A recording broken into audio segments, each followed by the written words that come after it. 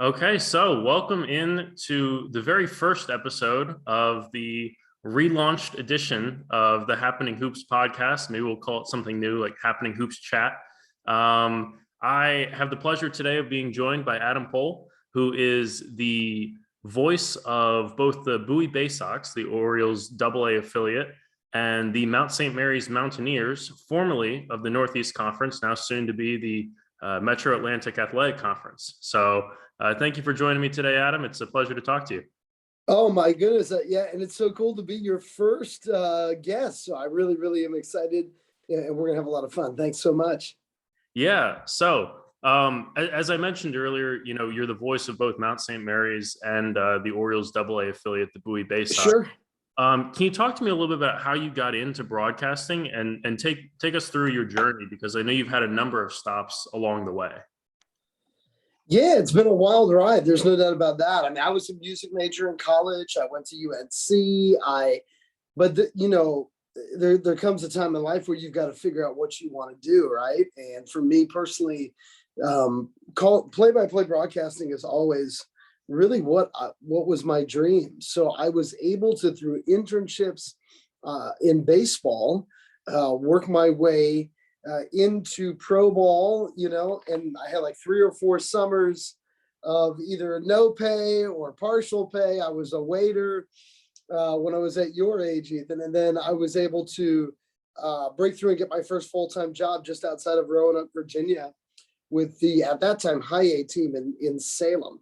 Now, that was so long ago that Hunter Pence and Ben Zobrist were on my first full season team, and they were in single A, right? So that's they were basically my age or a few years younger than me. Everything kind of changed though for me when I went to Frederick, Maryland. The Frederick Keys were a huge part of my career. When you work in minor league baseball, a lot of times you're not just doing work that's around the games. You're doing sales, you're doing marketing. With the Keys, I had a huge marketing role with the team, was able to rise up to being the team's assistant general manager while also broadcasting, which is very unique in even the field of the minors. And at that time, I also was so lucky to start working with Mount St. Mary's. The Mount, means so much to me. I think that comes across when in our broadcast. And, so my career has been quite a journey. I'm kind of almost like the broadcaster emeritus of the Bay Sox. They have a new lead broadcaster, Matt Sabatis, and I joined him for just basically, in essence, half or a little bit more than half of the home games. And so that's been kind of a passing of the torch for me. Mm-hmm. And I'm excited to still continue on doing more and more with the Mount. So for me in my career, it's kind of wild. I mean, I grew up a big Orioles fan. I'm from right near Washington, D.C., but there was no Nationals. Yeah. There was no Ravens either. I mean, when I was a kid. So, you grew up. I mean, it's so long ago that half the teams have changed. I was a Redskins and Bullets fan for my God Almighty, right? Yeah. So I'm aging myself a little bit. But with that being said, growing up a big Orioles fan, I have broadcast more Orioles minor league baseball games, I think, than anybody ever, because I started with the Keys. That's got to be so cool, season. Just as like an Orioles fan. Crazy. That you're, yeah. And it really does tie you. I obviously don't really know the players at all right now, but I did know the players extremely well a few years ago, and the crew that's in Baltimore now, the guys like, Austin Hayes, Cedric Mullins, Ryan Mountcastle, mm-hmm. John Means. I know those guys pretty well. So, I mean, that part's pretty cool too. But all in all, it's pretty neat to be, to know so much about these guys on their way up. And of course, it's just different. I mean, for the Bay Sox on the field, those guys have a legitimate chance of being major league ball players. Yeah. About half the guys that will play for the Bay Sox over the course of a year, maybe a little bit less, but 35 to 50% will play a major league game. And that's way higher than most people think. In the same regard, for Mount St. Mary's, for the Bay Sox, those players are just there to do well and leave, right? I mean, winning a championship or even winning that night's game, it's not the most paramount thing, right? I mean, they're looking to get better, develop. That's the key word. We're going to develop and become good major league ball players. It's about the Orioles winning, not your minor league affiliate winning, right? And when you love sports, that can be tough. You're out there calling these games, and you're there every night, and the win or lose thing probably means a little bit too much to you, but than it should. But with Mount St. Mary's, it's the complete opposite. And the Mount has a history of winning, a tradition of winning. Obviously, the chances of being a Mount St. Mary's player and then playing a long time in the NBA is not equal to being a Bowie Baysock and playing a long time in Major League Baseball. But so many Mount players have had great professional careers, and to be a part in 10 years with the Mount men's basketball team of 3 teams that went to the NCAA tournament, it's really remarkable. And when you look around this area that has 13 Division I teams in the DC Baltimore area, it's wild. We've been to the tournament as much as Georgetown has in my time, with the Mount. And obviously, when you look at the other smaller schools, UMBC had its incredible run in 2018. But if you kind of add up everybody, and they've been 3 times, when you look at Morgan State, Coppin State, Navy, American, UMBC, and I so fortunate to be a part of a program like the Mount. Yeah, and I know you kind of touched on what my next question here was going to be. Mount St. Mary's, for some of our non-local listeners, I'm based in Maryland, as is Adam, but this is a national podcast, and so if you aren't as familiar with the Mountaineers, they have a very successful program for mid-major level. I know we were having this exact kind of conversation in the press room at the NEC quarterfinal this year. Sure. And as you said, they're probably the most successful program in the DMV, other than maybe the Terps. And in 2017, it was one of the years you guys won the Northeast Conference and made the NCAA tournament. I could tell right away, because you have such a distinctive voice, that when the NCAA selection show came on, there was a call of your broadcast.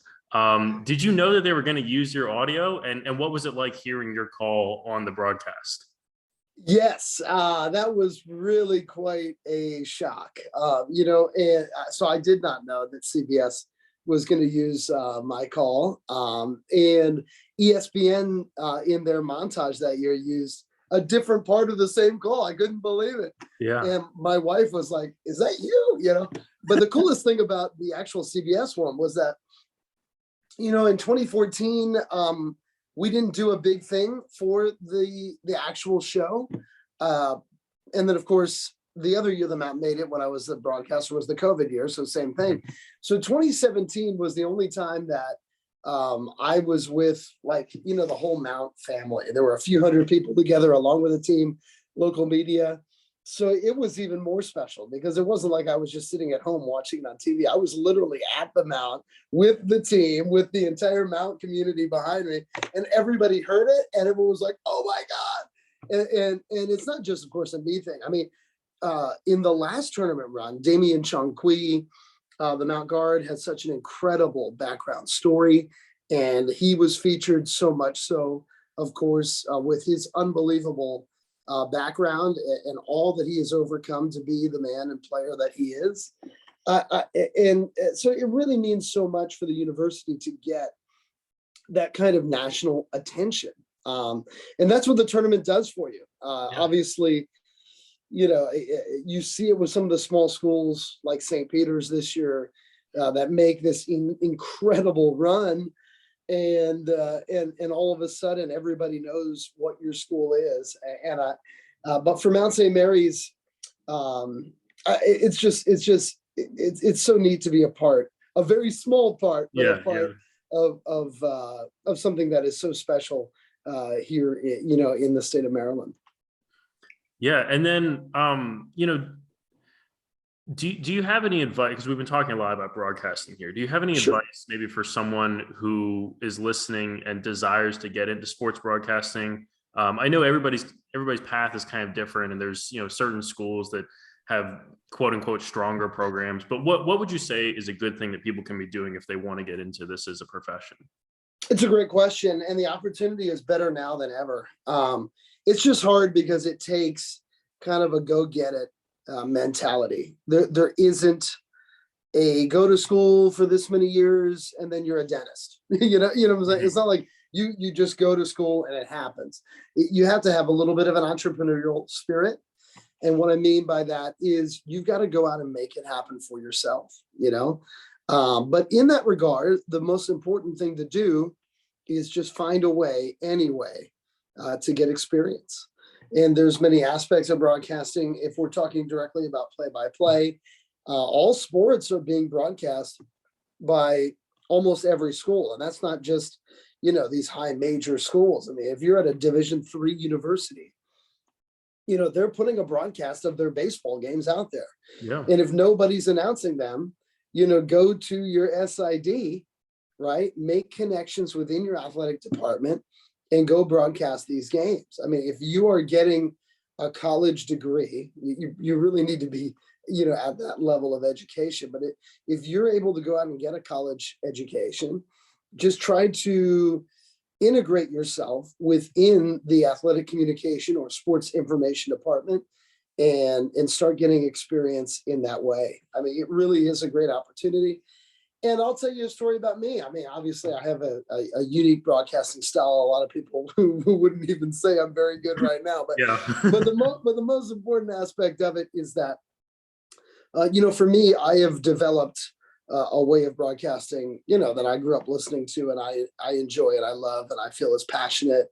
And I think that if you're into a game, like I'm a fun person to listen to. I think I can bring a lot of passion and excitement out of a game, much more than a lot of other broadcasters. I would agree. That all being said, I know it's not everybody's cup of tea, but when I started doing this, I really, it wasn't pretty. I'll never forget.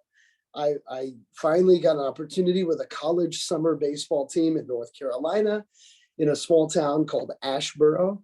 Not Asheville, Asheboro. Okay. Yeah. And the Asheboro Copperheads at that time, they're now called the Zookeepers of the Coastal Plain League. And the local radio station would make these cassettes for me. So the second or third game I broadcast was a great game. And I got the cassette tape from it a week later.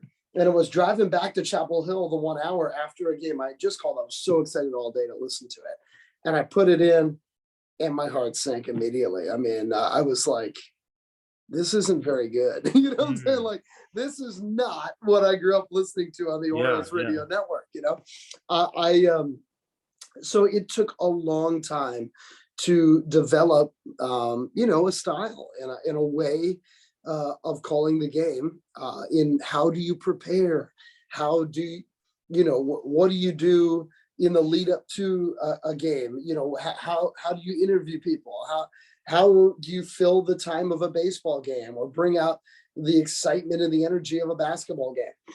So with all of that being said, the experience and just the ability to, to call so many games. I have called probably between 2,500 and 3,000 live sporting events now, which is insane, and it took hundreds before I felt I was even adequate at it, if that makes sense.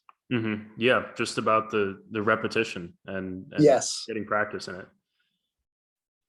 Yeah, so part of that thing, obviously, when you're calling games for Bowie or for Mount St. Mary's, you're obviously very familiar with the teams, and even some of the teams in their league you get more familiar with. Well, kind of pivoting here, Mount St. Mary's, is switching leagues this offseason. They're moving from the Northeast Conference to the Metro Atlantic Athletic Conference. And in my personal opinion, probably a slight step up in leagues, not to be disrespectful to the NEC, but probably a slight step up. And they'll be facing the likes of Iona, Manhattan, Siena, America's team, the St. Peter's Peacocks. And so what are you expecting from the team next year, facing new opponents, and just how you think they're going to fare in the league? They've been very successful in the NEC before, them and certainly Bryant and I guess maybe Wagner as well, kind of up at the top of the league. But now, some tougher competition, some new teams. So the NEC had between 10 and 12 teams in all 10 of my years calling men's basketball for the Mount. And Mount St. Mary's was in the top 5 seeds of the 10 to 12 team league in 9 of my 10 years. Yeah. So with that being said, that is going to be a tough level to reach right out of the gate in the new conference in the MAAC in men's basketball. I think it's possible, but I think it's going to be, obviously, it's going to take some time to adjust. First, on the move itself, number one, if you look at the NEC, the schools that were in the NEC when the Mount joined the NEC in the late 80s, many of them are in the MAAC now. Schools like Marist and Ryder and Quinnipiac. Was Fairfield in there? The Lights. So, and of course, Monmouth was in the NEC as well. That's now moving up. So it's not like the Mount has never played, with these level of schools before, number one. Number two, the NEC was a great league, though, for the Mount, because the Mount is a very small league. The people of the Northeast Conference, the executives and administrations are really wonderful people. And it's going to be sad to not be around them anymore. The NEC tournament was a home site on your own floor tournament. The greatest moment of my broadcast career was definitely the home game the Mount was able to host to go to the 2017 NCAA tournament. So it makes me sad that we won't have a chance to do that anymore, because the MAAC plays a neutral site tournament, which will be great itself as well in Atlantic City here for the next year or so. But all in all, the MAAC is, it's a basketball league. The NEC is a league in which almost all the schools play football. The MAAC is a basketball league, and Mount St. Mary's, even though I'm so proud of the job that the Mount administration, largely led by Kevin Robinson at Mount St. Mary's, he's the associate athletic director. And since Kevin has come to the Mount, the other sports have just really, really stepped up. I think that the Mount's going to be okay, making this transition across the athletic spectrum, largely due to that fact. But in the second case, or the second point, focusing on men's basketball, I think the thing that's going to allow the Mount to really compete and be at that MAAC level out of the gate with a fairly similar roster in the 2022-23 season is that the Mount has a lot of experience. And when you look at what will probably be, if you say, okay, who are the 8 guys that are going to play the most minutes for Mount St. Mary's in 2022 and 23 season, you're looking at probably 5 or 6 of those guys having at least being in their 3rd collegiate season. And I think that is going to really help. If this was a Mount team of 4 years ago where you're starting 4 freshmen, it would be a long road to hoe. And there's no doubt that now being in another league with the Mount in a great recruiting area, they're going to be able to start going after a little bit of a higher level or a different recruit than they were before. Yeah. So there's a lot of excitement, but that takes time. So the question is, can the guys that were a part of, we still have some guys left that were a part of the tournament team 2 years ago that were by far the closest team to beating Bryant in the tournament this year. Bryant, the team that went to the NEC went to the NCAA tournament, the Mount had Bryant on the ropes and lost in the last second in the semifinal this year. Can the Mount compete? I think we're going to see a team that can. Yeah. And I know you mentioned there about the tournament structure. I went to the semifinal in 2017 at Notre Dame and the quarterfinal this year. And I still will attest to anyone who asks me. Unfortunately, I didn't get to the final. I think it might have been sold out when I tried to get her some reason, but I didn't end up going. But the semifinal there against Robert Morris, one of the best college basketball environments I have ever attended for a game. It was truly electric. And it does get that way regularly because Emmitsburg, like the community and the university, they love their Mount St. Mary's basketball. And we have a great older gym, not arena, built in the 80s. I think it's perfect. And the thing about it, it's just got a lot of character, a lot of history.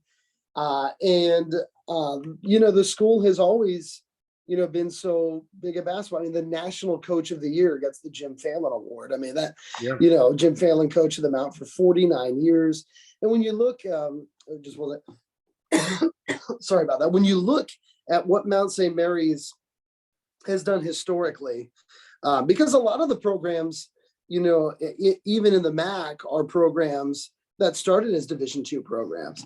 When you look at what Mount St. Mary's has done in the game of basketball, it's right up there with any other MAAC school. I mean, Mount St. Mary's is the only MAAC school that has won a national championship, I believe. They won the Division II national title in 1962. Yep. They went to 5 D2 Final Fours, between the late, the 60s, 70s, and 80s. And then in the Division I level, have been to the NCAA tournament 6 times. And when you look at some of the other programs, within the MAAC, you don't see that level of success. So it's going to be a step up, but there's a history, a tradition, and a passion for this program that is going to place it as a team in a program that can compete year in and year out in this new league. Yeah. So I'll get you out of here on this question. Give me your favorite call you've ever made, maybe one baseball and one basketball. Oh, let me think. Yeah. For baseball. Okay. Let me think for a second here. In baseball, I've been lucky in that I've been able to call the last 3 Orioles minor league championships. Just kind of happened to follow me along, right?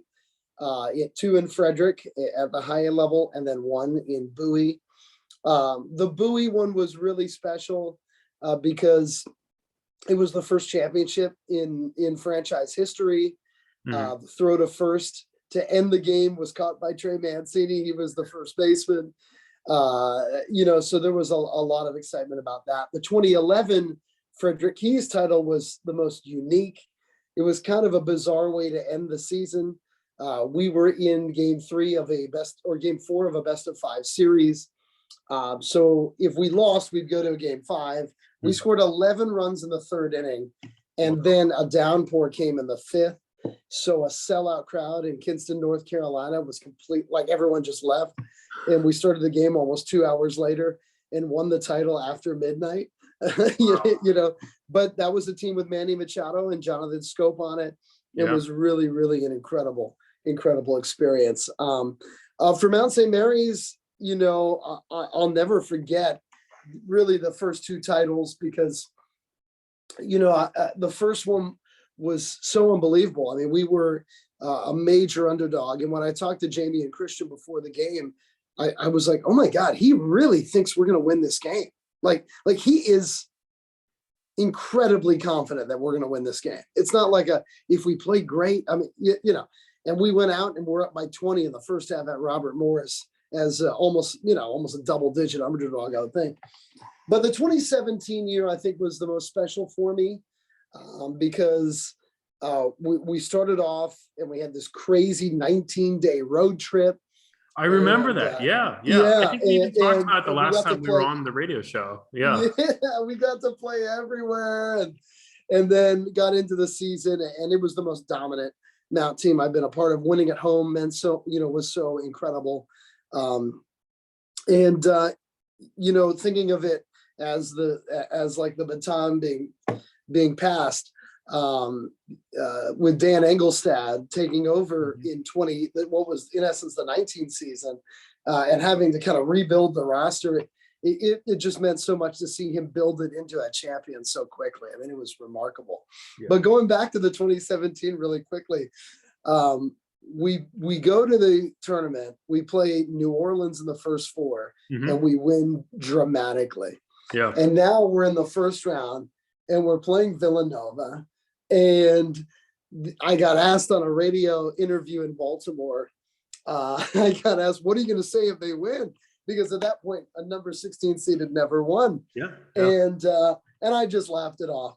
And then here we are, and the Mounts winning the entire first half. We were up 10-2, and we really didn't score the ball like we usually could. I mean, Villanova was really flat offensively. And I mean, if we got off to a hot start in that game, I mean, we could have been up 10, 15 points, going into halftime of that game. But we end up going into the half, and then we take the lead early in the second half. And amidst all this, we're in Buffalo, sold out crowd, everybody's cheering for the Mount. And the Wisconsin broadcaster that was next to me, and he looks at me as we're just winning for more than half of this game. And he goes, "You might be making a historic call tonight." And that's all I can think about. I'm like, oh my God, I need to figure this out here. What am I going to say when we win? Or if we win. So of course it didn't happen. It happened a year later in Pittsburgh. When UMBC pulled it off. And UMBC had such an incredible Twitter account. That was kind of I know, like that whole story, I think is incredible. But I do feel that something is lost by the fact that UMBC did not travel a broadcaster. They did not travel their voice. Yeah. And there was no UMBC call of them winning that game.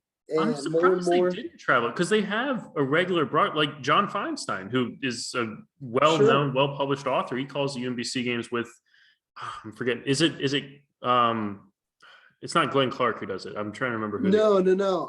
I'm blanking too, but he's a long time guy here in the Baltimore area. Yeah. That's been doing it, and it's just too bad because what's happening is we're switching to just putting a lot into the home, doing the games in which you're at home, and then not traveling, because teams are pulling their broadcasts off of the radio. So they're not paying for a radio station. They're putting that money into their home telecast. And it's understandable because obviously almost everybody now consumes games on TV, via a video feed, not audio. But it is a bummer that UMBC, did not have a radio call of that moment, I know, yeah. And that's something that it's been really special that Mount St. Mary's has allowed me to continue to travel and be a part of big moments, for the program. So that means a lot to me. Yeah, I know I said, last part. I do have one more though. After you said that, what is maybe the place in the MAAC you're most looking forward to traveling to? Oh, that's a great question. I don't know. What is the place? I know it's kind of funny, but I don't know. That's a great question. I think Quinnipiac's got a great stadium from what I've heard. I love the atmosphere though. Some of the schools that have a little bit more of a following, I think it will be fun to play. I know Ryder's going to be really good next year. Yeah. Of course, Iona's always good. Sienna's got the biggest stadium of them all, so that would be really, really exciting.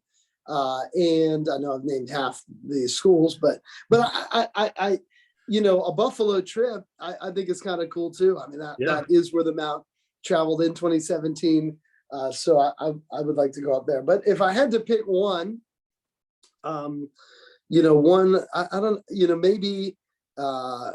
maybe next year, maybe Ryder is going to be a fun one. Mm-hmm.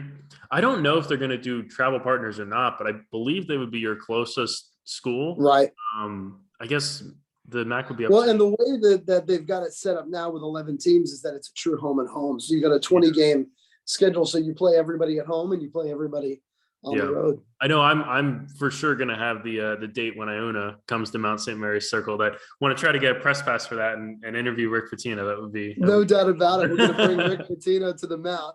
Yeah, and I think that Coach Pitino will really enjoy it because when you're somebody that's been such a part of the history of basketball, I think that you love the history of basketball, and obviously the Mount's a small school, right? But the history of basketball at the Mount is really once again unparalleled for its type of school and program. Looking at the NEC, LIU, awesome history. But and the Mount has an awesome history, and there are other schools that have had basketball for a long time, but they just don't have the kind of success and legacy and following, right? And the Mount had all three of those. So, let's put it this way. Last year's Mount attendance numbers, and the Mount has a gym of, just over 3,000 people, would be third or fourth in the MAAC of 11, right? So, when these schools come to Mount St. Mary's, I think they're going to be a little bit stunned by the atmosphere, because I think that there's going to be a lot of excitement from the Mount faithful that we're joining the MAAC, and I think that it's going to be a great home environment next year. Not that it isn't in every year, but I think it's really going to be a great home environment. And I'll put it out there right now. I don't think Iona is going to play in a tougher environment in the league than when they come to Mount St. Mary's next year and play in front of over 3,000 crazy Mounties, right? It's going to be great. Certainly would be nice if they put that game on a weekend. Though I think actually with the MAAC schedule, they do Friday, Sunday. So that's right. Either way, it'll be a good environment. ESPN game too. You're right. Yeah, excited to have those back, because we haven't had them in the area since Loyola was in the MAAC. So it'll be nice to have some Friday night games to go to as well. And I think it's great for the MAAC as well to have a school in the DC Baltimore area. Absolutely. I think that's really big for the conference. Yeah, because the recruiting base is just so fertile here, and there's so many good recruits in the Baltimore schools and the DC schools. So I think they're glad to be in the area too. Well, thank you, Adam, for joining me here and being the first guest on the relaunched Happening Hoops podcast. I really appreciate you taking the time, and it was great to catch up. No doubt. Thank you so much for having me, especially on the maiden voyage. The seas weren't too bumpy. Right? No, it was a lot of fun. It'll get smoother as it goes along. No, it was great. So I really appreciate it, and look forward to watching some of the other chats that you have as well. Yeah, awesome. Okay, well, that was Adam Pohl, broadcaster of Mount St. Mary's and the Bowie Bay Sox. Thank you for listening, and we'll see you next time.